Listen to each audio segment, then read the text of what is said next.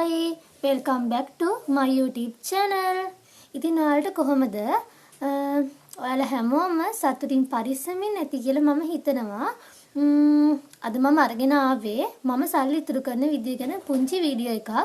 ඉතින් ඔයාලත් කැමති නම් ඒ විදිය බලන්න දිගටම වීඩියෝ එකත් එක්ක එකතු වෙලා ඉන්න. හරි ඉතින් මම මේ කරන්න යන මුල්ම ස්ටෙප් එක. ඔයගොල්ලොත් පොඩි කාලේ මේ විදියට කැටයක් පාවිච්චි කරලා තියෙනවනේ. පොඩි කාලේ විතරක් නෙවෙයි ලොකු කාලෙත් ඒ පුරුද්ද දිගටම තියාගන්න ඕන. හරි පළවෙනි ස්ටෙප් එක තමයි අපි මෙන්න මේ විදියට පොඩි කැටයක් මේන්ටේන් කරන්න පුරුදු වෙන්න ඕන. අපි දැන් බලමු මේකට ඔයාලා සල්ලි හොයාගන්න, සල්ලි එකතු කරගන්න, සල්ලි හම්බ වෙන ක්‍රම මොනවද කියලා. ඉතින් ඔයා දැනටමත් ජොබ් එකක් කරන කෙනෙක් නම් ඔයාලට පුළුවන් ඔයාලට හම්බෙන මාසික පඩියෙන් කොටසක් මේ විදියට කැටේට දාන්න. ජොබ් එකක් කරන්නේ නැත්නම් ගෙදරට වෙලා ඉන්න කෙනෙක් නම් ගෙදරින් හම්බෙන පොඩි ගාණක් වුණත් කමක් නැහැ. රුපියල් 20ක් වුණත් කමක් නැහැ කැටේට දාන්න. තව දෙයක් ඔයා හවුස් වයිෆ් කෙනෙක් නම් හස්බන්ඩ්ගෙන් ඔයාට දෙන මුදලින් පොඩි මුදලක් කැටේට දාන්න පුළුවන්. ඒක හදිස්සියකට ගොඩක් වටිනවා. ඉතින් මම මේ අවුරුද්දේ දාපු සල්ලි තමයි ඔය තියෙන්නේ. දැන් කාසි වෙන වෙනම හදා ගන්න ඕන. 5 කාසි, රුපියලේ කාසි, 10 කාසි වෙන වෙනම හදා ගන්න ඕන. ඒ වගේම සල්ලි කොලත් 20, 50, 100, 500, 1000 වෙන් කරලා හදා ගන්න ඕන.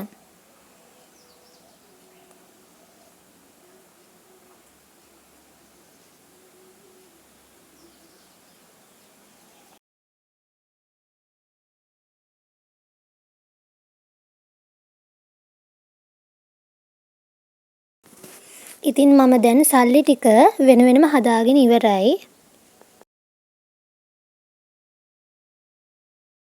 ඉතින් දෙවෙනි ස්ටෙප් එක තමයි මේ විදියට කොලයකුයි පෑනකුයි අරගෙන වෙන් කරගත්ත කාසි වෙනම සල්ලි කොල වෙනම අපි ගණන් කරගෙන මුළු එකතුව කීයද කියලා බලා ගන්න ඕන.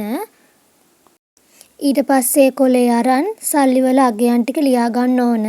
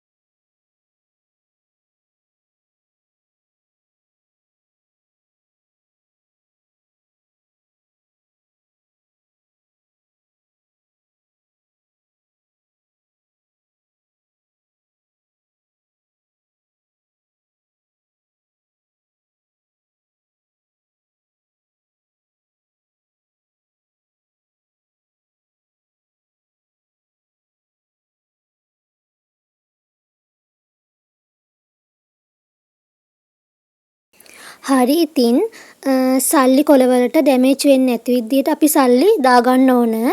රබර් බෑන්ඩ් අරගෙන මේ විදියට සල්ලි අපි දාගන්න ඕන.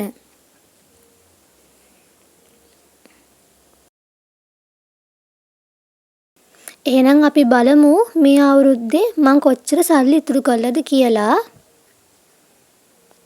ඉතින් මේ සල්ලි ටිකේ මුළු එකතුව තමයි 7626යි. මට ඉතින් ওই ටික තමයි ඉතුරු කරන්න පුළුවන් උනේ. තුන්වෙනි ස්ටෙප් එක තමයි මේ විදිහට බැංකු පොතක් ඕපන් කරගන්න ඕන. මම දැනටමත් පාවිච්චි කරන්නේ People Bank එක. ඉතින් මේකෙදිත් වැඩි පොලියක් තියෙන බැංකුවක් තෝරගන්න. හතරවෙනි ස්ටෙප් එක තමයි ක්‍රෙඩිට් කාඩ්. ඉතින් හදිස්සියකට ගොඩක් වටිනවා. හදිස්සි අවස්ථාවයකට තමයි මම මේ People Bank කාඩ් එක තියාගෙන ඉන්නේ. ඉතින් ඔයාලත් මේ විදිහට සල්ලි එකතු කරලා බලන්න. මට නම් මේ විදිය තමයි ගොඩක්ම හොඳ. එහෙනම් මම අදට ගිහිල්ලා එන්නම්. ඔයාලා හැමෝටම බුදු සරණයි. පරිස්සමෙන් ඉන්න. බායි.